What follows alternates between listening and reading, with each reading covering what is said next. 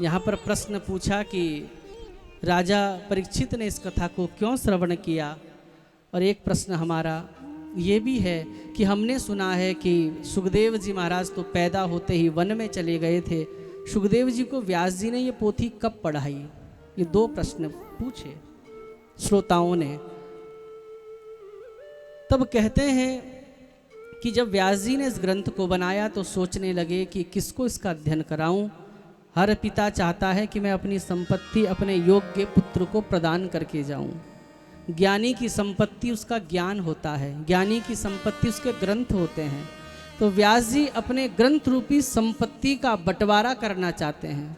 और हर कोई माँ बाप चाहता है कि हम अपने बच्चे को अपनी संपत्ति दे के जाएँ।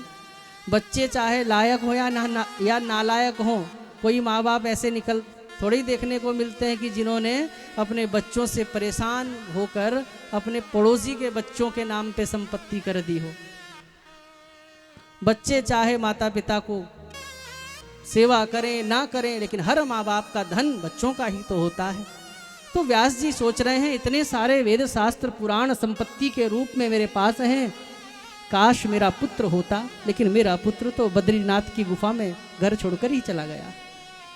अस्तु, अपने शिष्यों को भागवत जी के श्लोक स्मरण कराए। कहा कि रात दिन भागवत के श्लोकों का उच्चारण करते रहना, कुछ भी क्रिया करो भागवत के श्लोकों को गुनगुनाओ।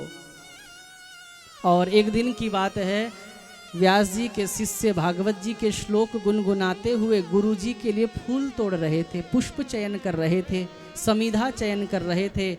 संयोग देखिए कि सुखदेव जी जिस गुफा के अंदर ध्यान लगाकर बैठे थे, उसी गुफा के सामने शिष्य समिधा आदि चयन कर रहे हैं। अब शिष्यों को नहीं पता कि हमारे गुरु जी के पुत्र इसमें बैठे हैं, क्योंकि बद्रीनाथ में तो कई गुफा हैं। और शिष्यों ने एक श्लोक गुनगुनाया जिसने सुखदेव जी की समाधि को तोड़ दिया। भागवत जी का बहुत सुंदर श्लोक जिसमें बांके बिहारी जी के स्वरूप का वर्णन है। कौन सा श्लोक था जिसने सुखदेव जी महाराज की समाधि को तोड़कर मछुआरा जैसे उस कांटे के माध्यम से मछली को अपनी ओर आकर्षित कर देता है, खींच लेता है, बलात् जबरदस्ती। तो कौन सा भागवत का श्लोक है जिसने उस मछली के कांटे की तरह सुखदेव जी के हृदय को बींध दिया और सुखदेव जी के मन को निर्गुण से निकालकर सगुण में स्थापित कर दिया? वो भागवत का कौन सा श्लोक है? सुनिए, शिष्य गुनगुना रहे हैं कि बर्हा पीडम नटवर वपुः कर्णयो कर्णिकारं बिभ्रद्वासः कनककपिशं वैजयन्तीं च मालां रन्ध्रान् वेणोरधरसुधया पूरयन् गोपवृन्दैर्वृन्दारण्यं स्वपदरमणं प्राविशद गीतकीर्तिः। इसका अर्थ समझिएगा। सुखदेव जी के दिल में टकराया, समाधि टूटी। बरहा पीडम नटवर वपुः, मोर का पंख धारण किया हुआ है, नटशा वेश बनाकर टेढ़ी अदा से खड़ा हुआ है, त्रिभंग ललित बनकर गर्दन को टेढ़ा किया है, कमर को टेढ़ा किया है और पाँव को टेढ़ा किया है। कर्णयोः कर्णिकारम, कान में कनेर का पुष्प घोंसा हुआ है। बिभ्रद्वासः कनक कपिशम, कनक अर्थात सोना होता है, पीला, पीले पीले चमकीले चमकीले वस्त्र जिसने धारण किए हुए। वैजयंतीम च मालाम, वैजयंती की माला जिसने धारण किए है। रंध्रान वेणो रधर सुधया पूरयन गोप वृंदैर, और जो अपने अधरों में बांसुरी को अधरार्पित करके सुंदर वेणुनाद करके पूरे जगत को, पूरे ब्रह्मांड को अपनी ओर खींच रहा है, आकृष्ट कर रहा है। पूरयन गोप वृंदैर, जो असंख्य ग्वाल बालों से घिरा हुआ है।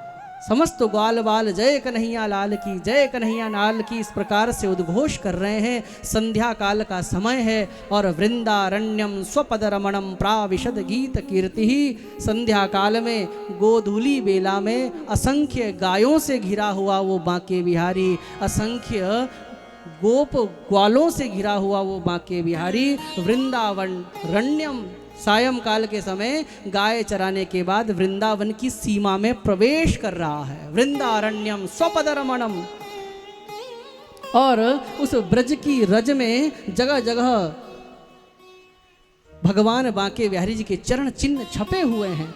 सबको वो लाभ मिल रहा है, दर्शन का लाभ, अंगराग का लाभ। गायों के पांव से उड़ने वाली जो धूल है वो कन्हैया के मटमैले बालों को धुंधला कर देती हैं। बड़ी शोभा हो रही है। आहा, समाधि टूट गई, मन सुंदरता की तरफ आकृष्ट होता है। सुखदेव जी ने सोचा, मैंने सुना है ये भगवान है, निर्गुण का ध्यान करना तो बड़ा मुश्किल है, कठिन है, क्यों ना सगुण का दर्शन किया जाए, क्यों ना इस बांके बिहारी का दर्शन किया जाए। उठने को हुए तो सोचने लगे, अरे भैया जरूरी नहीं है कि कोई मुख से सुंदर हो, वो स्वभाव से भी सुंदर होगा। क्योंकि कहीं मैं यहाँ पर निर्गुण की उपासना छोड़कर सगुण के पास गया और उस सगुण से मिलने की क्या पता बहुत सारी लंबी चौड़ी लिस्ट हो कि इतना जप होना चाहिए, इतना तप होना चाहिए, इतना व्रत होना चाहिए, तब जाके बांके बिहारी मिलेंगे।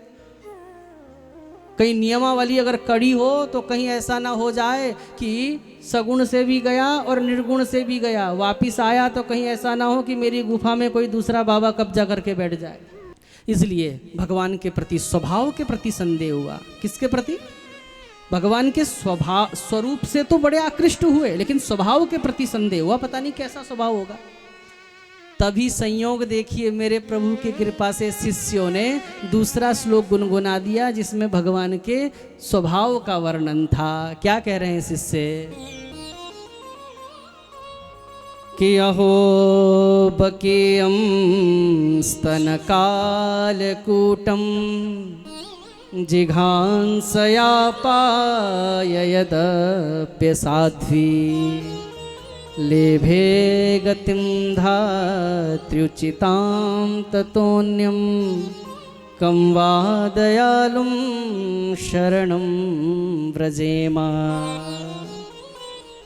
अहो बकीयम, अरे देखो तो सही, बकासुर की वो बहन बकी पूतना भगवान को, बालकृष्ण लाल को मारने की इच्छा से आई।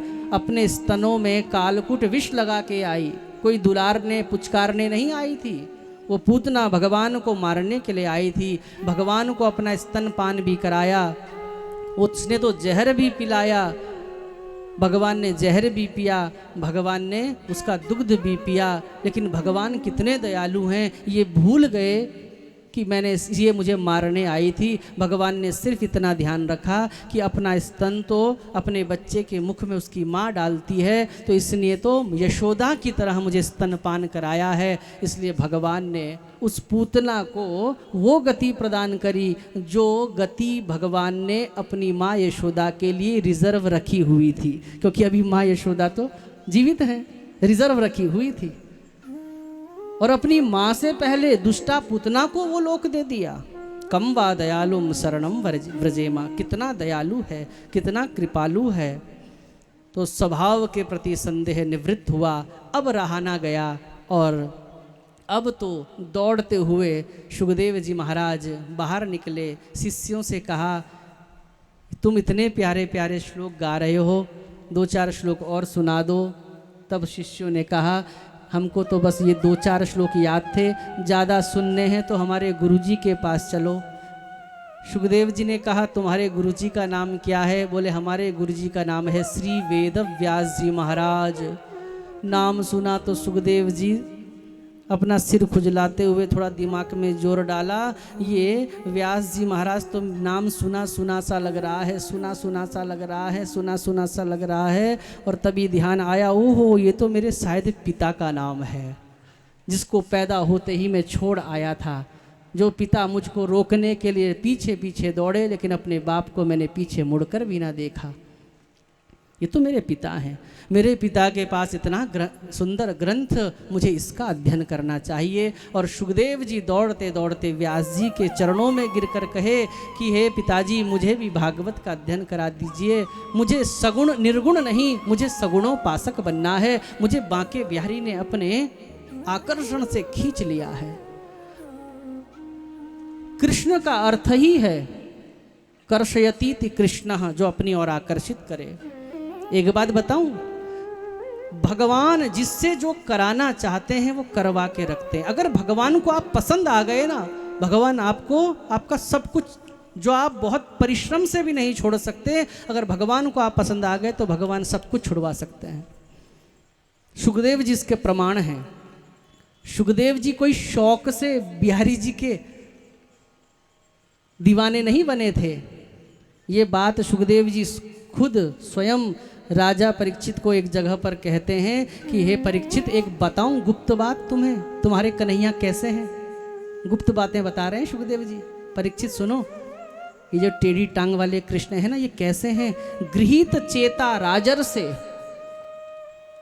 मैं इसका पुजारी नहीं था, मैं तो निर्गुण का ध्यान करता था। गृहीत चेता राजर से, इसने मेरे चित्त को जबरदस्ती बलात् जबरदस्ती खींचा है और अपना दीवाना बना लिया। और आज मेरी स्थिति ऐसी है कि भागवत के श्लोक ही मेरा आहार है, यही मेरा भोजन है, यही मेरा भोजन है, सब कुछ यही है। भागवत के श्लोक के बिना सुखदेव की कल्पना नहीं की जा सकती। बोलो राधे राधे। तो ऐसे सुनी सुखदेव जी ने भागवत जी की कथा। समझ आ गई।